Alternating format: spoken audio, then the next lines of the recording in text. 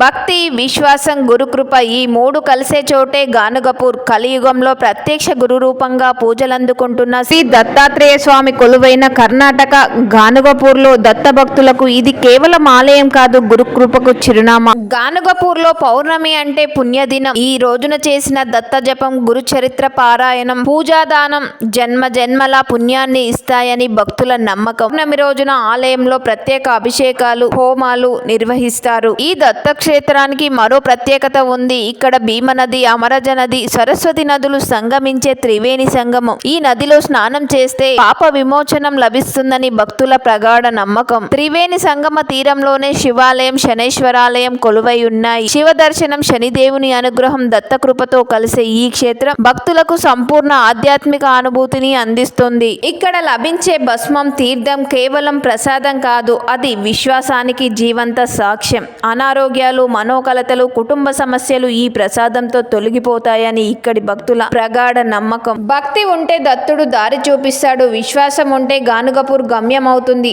అందుకే గానుగపూర్ కేవలం ఆలయం కాదు, కోట్లాది భక్తుల హృదయాల్లో నిలిచిన గురుకృప క్షేత్రం.